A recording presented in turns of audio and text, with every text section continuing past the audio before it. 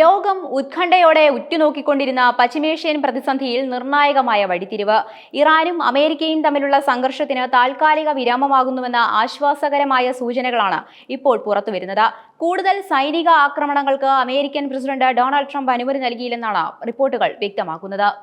ഒപ്പം ഹോർമുസ് കടലിടുക്കിലെ പ്രതിസന്ധി പരിഹരിക്കുന്നതുമായി ബന്ധപ്പെട്ട് ഒമാന്റെ മധ്യസ്ഥതയിൽ നടന്ന ചർച്ചകളിൽ വൻ പുരോഗതി ഉണ്ടായിട്ടുണ്ടെന്നും ഈ ആഴ്ച തന്നെ ഇത് സംബന്ധിച്ച സുപ്രധാന കരാർ ഒപ്പുവെച്ചേക്കുമെന്നും സൂചനയുണ്ട്. കഴിഞ്ഞ കുറേ ദിവസങ്ങളായി പശ്ചിമേഷ്യയിൽ അന്തരീക്ഷം യുദ്ധഭീതിയിലായിരുന്നു. എന്നാൽ പുതിയ സംഭവവികാസങ്ങൾ മേഖലയ്ക്ക് പുതിയ പ്രതീക്ഷ നൽകുന്നു. ഇറാനെതിരെ ആക്രമണം കൂടുതൽ വ്യാപിപ്പിക്കുന്നതിൽ നിന്ന് ഇസ്രായേലിനെ അമേരിക്ക കർശനമായി തടഞ്ഞതായാണ് പുറത്തുവരുന്ന ഏറ്റവും പുതിയ റിപ്പോർട്ടുകൾ. സംഘർഷം കൂടുതൽ രാജ്യങ്ങളിലേക്ക് പടരുന്നത് തടയാൻ അമേരിക്കൻ ഭരണകൂടം നയപരമായ ഇടപെടലുകൾ ശക്തമാക്കിയിട്ടുണ്ട്.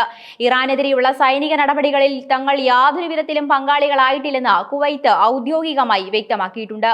അമേരിക്കയുടെ പ്രമുഖ മാധ്യമമായ വാൾ സ്ട്രീറ്റ് ജേണലിൽ വന്ന ചില റിപ്പോർട്ടുകൾ കുവൈറ്റ് അധികൃതർ പൂർണ്ണമായും തള്ളിക്കളഞ്ഞു.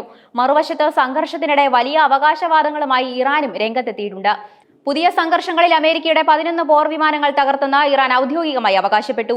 കൂടാതെ ഇറാൻ റവല്യൂഷണറി ഗാർഡ് കോർപ്പസിന്റെ കണക്കുകൾ പ്രകാരം മൊത്തം 200 അമേരിക്കൻ സൈനികർ ഈ ഏറ്റുമുട്ടലുകളിൽ കൊല്ലപ്പെട്ടിട്ടുണ്ടെന്നും അവർ അവകാശപ്പെടുന്നു. എന്നാൽ ഈ കണക്കുകൾ സംബന്ധിച്ച് അമേരിക്കയുടെ ഭാഗത്തുനിന്ന് ഔദ്യോഗിക സ്ഥിരീകരണങ്ങൾ ഒന്നും തന്നെ വന്നിട്ടില്ല.